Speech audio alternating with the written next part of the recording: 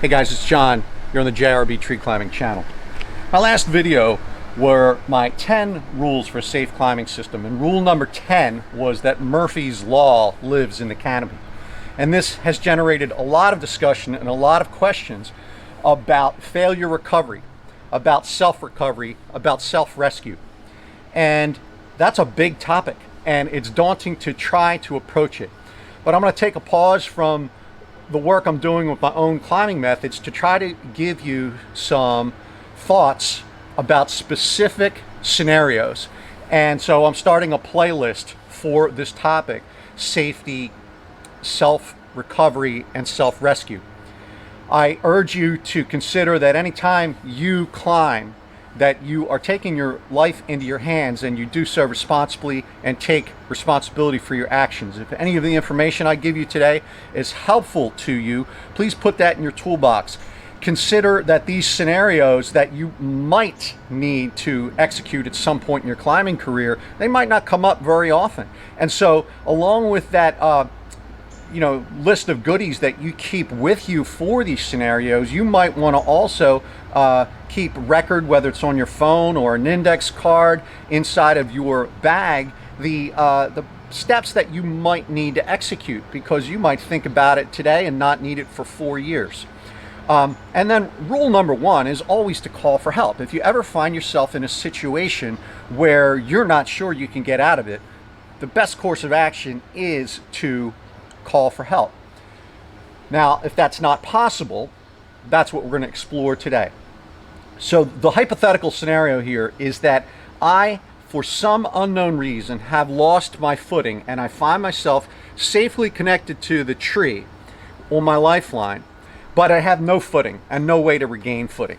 It could have happened for any number of reasons. It could have been a failure of the tree. It could have been you could have lost a stick or lost a step or lost a platform. The possibilities are endless for how you could have gotten here. And although, it might never happen, it's non-negligible. So if you got into this situation, how would you get out of it? Okay, so there is some a priori knowledge that you'll need. I've got a video on engaging the Munter friction hitch for single rope rappel. I'll be using that extensively in this video. And I also be aware that I endorse the concept of having a second or redundant bridge. So I have 2 bridges on my saddle. My long bridge, where I spend my time, it's nice and long and comfortable, and I have a short bridge. And there's a couple ways to do this. I've got 2 different videos, one for a fixed bridge or one for an adjustable bridge. And I hope in the future saddle manufacturers will be offering options with 2 bridges. You can go buy a second bridge and you can have it on your saddle, and you could also have it in your saddle bag.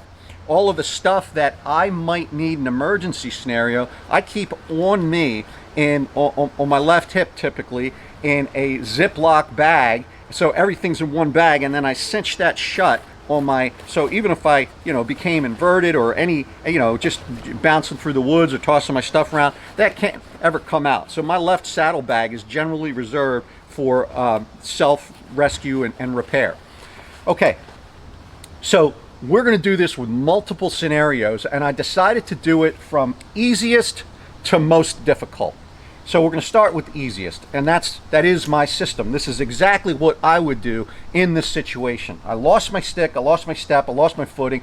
Here I am on a slippery tree on a rainy, wet day, and I am going to recover. And what's going to enable me to do this quite easily is the engagement of the Munter friction hitch. Typically, I'd already have it in. Now, this is not a knot tying video. You have to be responsible for knowing how to do that. But so scenario 1 is to form a Munter friction hitch in your redundant bridge. And I use a friction hitch. This is my design. This is the JRB Ascender, the 523 in soft bridge mode. I did a lot of work. I spent a whole winter tying knots, trying to come up with a knot that hadn't been devised before, that has a number of unique properties. And one of the properties, which is so important to me, that is for me at my body weight on all the cords and all the ropes that I rappel on, I can do this. So here I am, right? There's nothing under my feet. Nothing under my feet. I can break this friction hitch with just one hand while holding tension here. So as I do that, I'm going to execute a very short rappel come back into view. We're not going to do 20 rappels today, and so what you need to understand is as soon as you're able to break your holding device, whatever it is, and assume load on the Munter, rappel has started, and we can go into the next scenario. So here I am, firm grip on my friction hitch, firm grip on the strand going into the Munter with my left hand. My right hand is here, and I'm gonna just show you with two fingers on either side of this 7mm. I just broke that. I mean, I didn't even need my whole hand strength, and I can break into a rappel, and off I go. Okay, so scenario 2 is, well, what if I didn't have a redundant bridge and no means to fashion one? Well, if you've got the right geometry here, and by the right geometry, I mean that my friction hitch isn't ultimately small. It's not really tiny. I've got about 6 inches between where my carabiner, or more like a foot, between the top of my bridge and where the rope goes into the binding portions of the friction hitch. And so what I'm able to do is I can put a carabiner on my main bridge, and there's enough real estate here to form a Munter. Now, to just be aware, if your friction hitch is super tiny and you don't have a redundant bridge, you might not be able to do this. So I'll form the Munter here.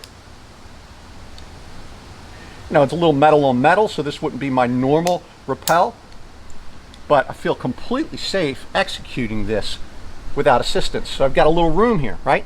Same deal. Break the JRB ascender. And no tension here, and then just tend that. If I let go, it rebinds, break it, and on with the rappel. Okay, so here's the next scenario.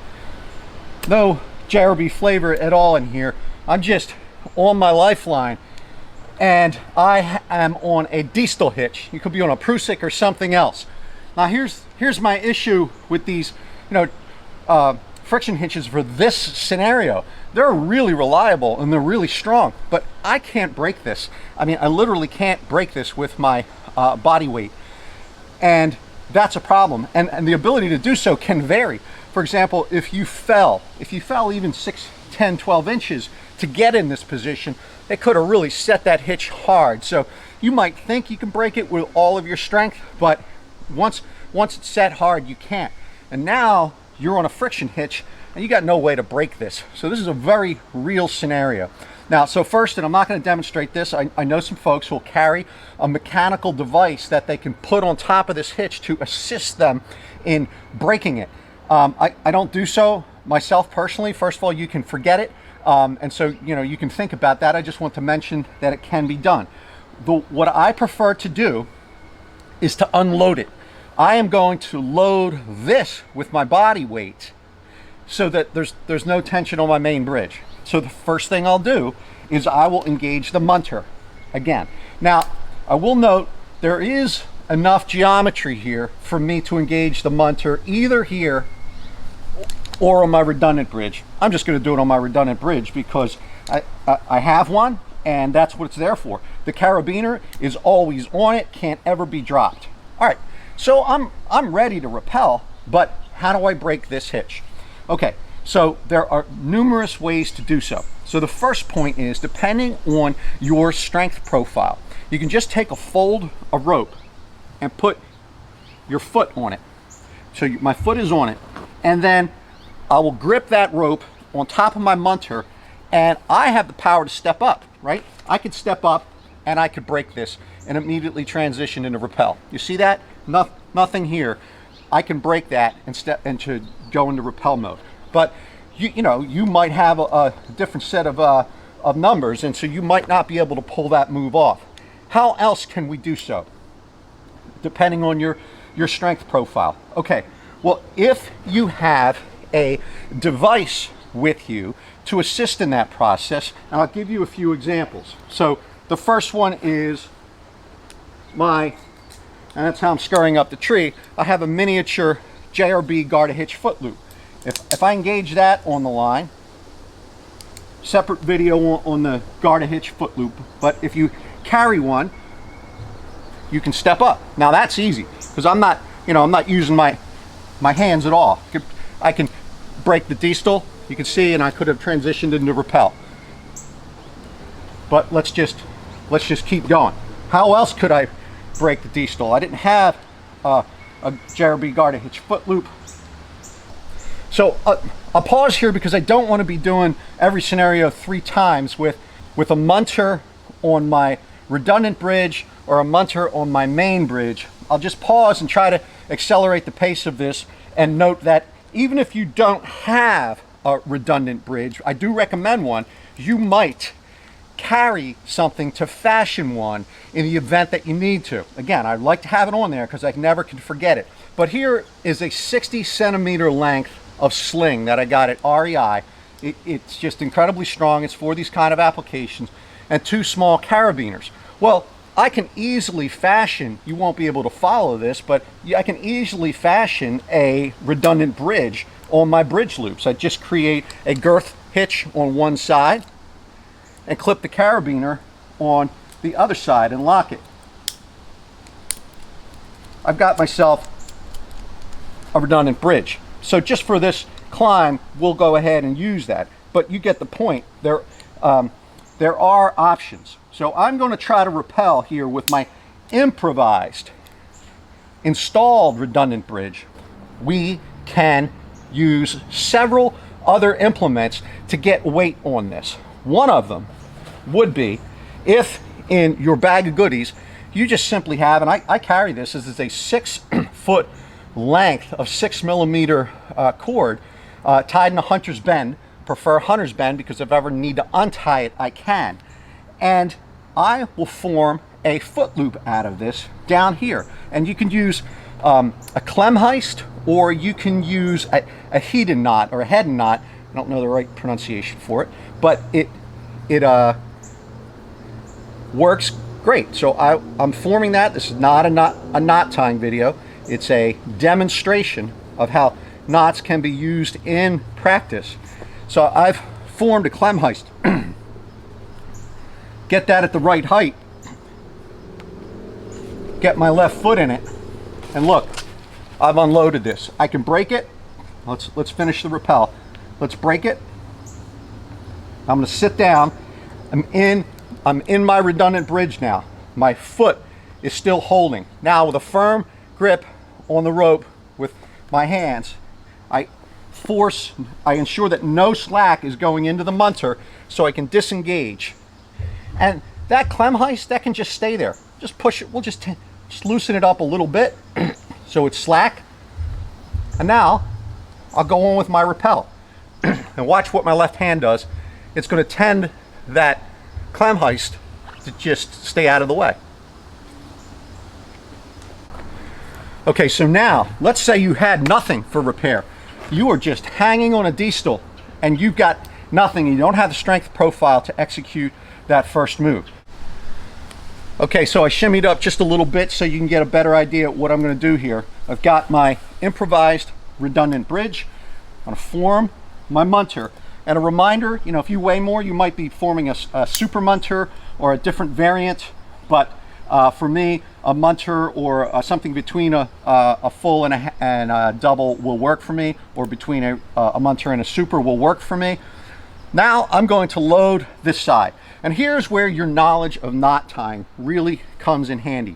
Refer back to my video on the Overhand Noose Knots, the single, the double, which is known as the poachers, and the triple, which is known as the scaffold, because I'm going to form one at the right height to form a temporary foot loop on this line. So I'm going to take this rope just out of your view, put it around my left foot. My left thigh, as you can see, is horizontal. I reach down to roughly ankle height with my left hand. I grab that point in the rope. Now, holding the tail down towards the ground, I form an overhand loop on the bite, just forming an overhand noose knot. Overhand noose. See, it's slipped. This will cinch and the bottom is fixed. If you screw that up, it's just not going to hold. Put my foot in the loop. Put my foot in the loop. And look, I can stand up. I can stand up. So I can break the Distel. The Distel's broken. It's loose. Again, being really careful. It's not a normal rappel. To hold the line going in, gotta fiddle to get that off my foot. A little uncomfortable, but there it is. Make it go away. Well, it's a slip knot. It just falls apart. It just disappears. And now I'm ready to go.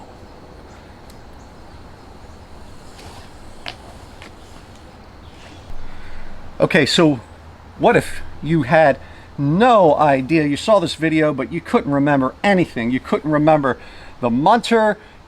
All you know is you're stuck on this friction hitch. Well, I mean, I wouldn't recommend it, and it's a little slow, but you could simply step down with a cascading series of overhand noose knots. So let me just do two. I'll probably just, get my head at the bottom of the frame. I'll put this down around my left foot. Reach down, grab it around ankle height, bring it up, form a simple overhand noose, make it snug, put my foot in it. Okay, and I'll probably be able to rappel just about a foot or so. I don't want to get myself all jammed up. And when I let go, I'll make sure that this sets, right? We have to make sure it's set. So you can see what I did. I took my weight off. I'm breaking it. Let's come down about a foot. And if a friction hitch ever doesn't want to bind, by pinching that upper helix, if you just pinch the top of it, it will almost always bind. So if you have any slippage, just grab on that, make sure it's set. So I came down about a foot. All right, great. I'm going to pull that off my foot. Collapse that, rinse and repeat. Go down, measure it. Now you can't really see my left thigh, but you saw it a moment ago. This is the height. Put that back in, nice and snug. Big enough for my left foot. And let's break this again and go down another foot.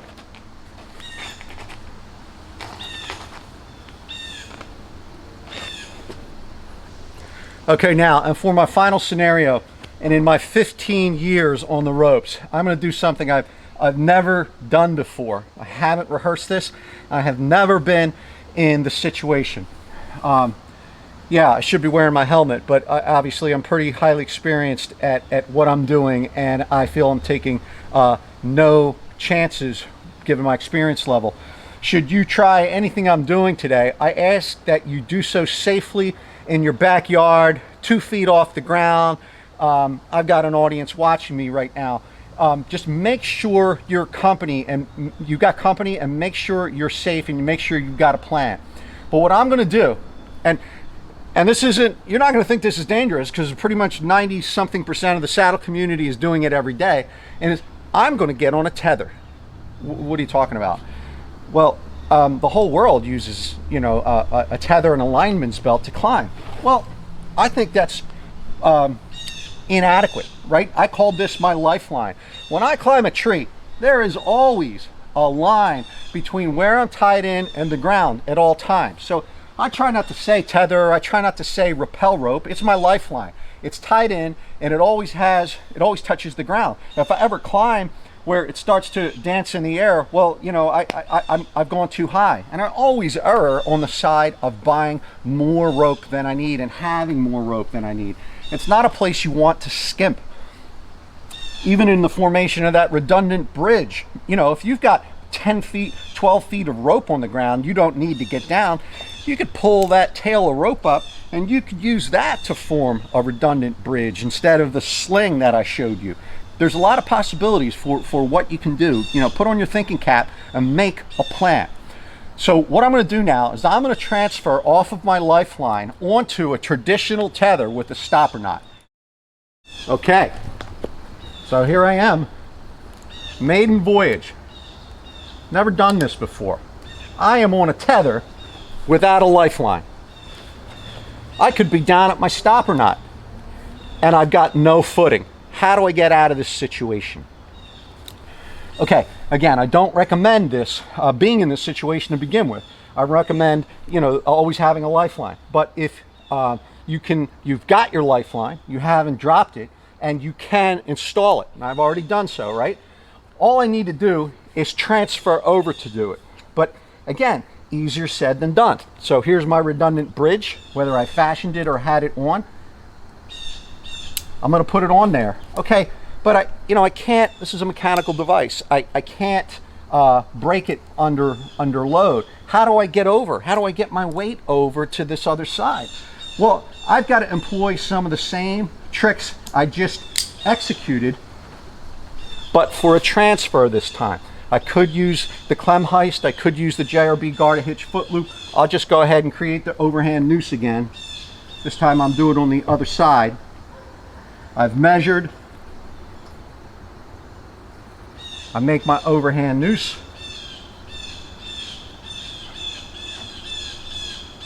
I put my foot in it. This time I'm using my right foot. All right, so now I'm standing up, and I'm standing on my rappel line. And see what I can do? I can engage the Distel. When I engage the Distel, I take load off of the mechanical ascender and can unload it. Okay? So now my tether can be removed from the tree. I've done a transfer without footing. Everybody should, you know, who uses a conventional tether should make sure they can do that.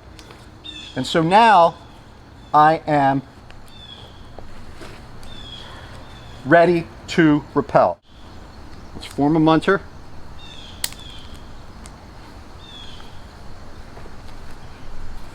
Got the foot loop still in place. Let's put that on.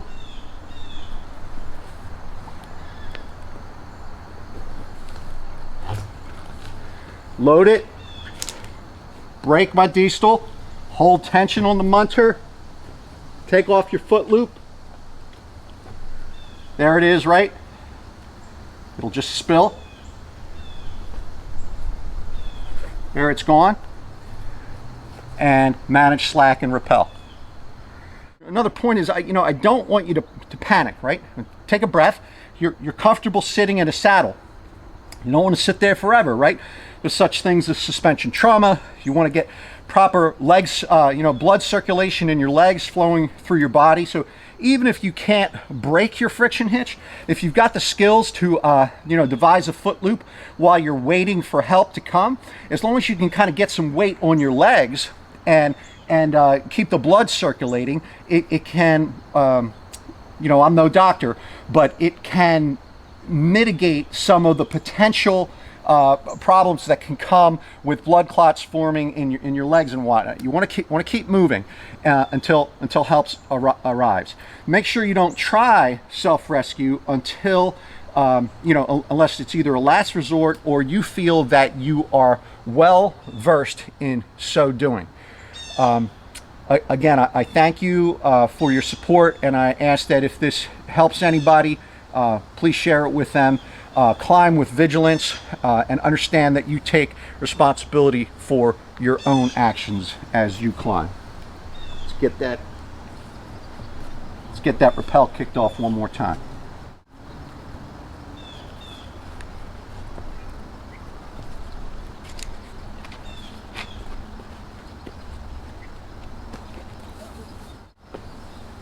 Thanks, guys.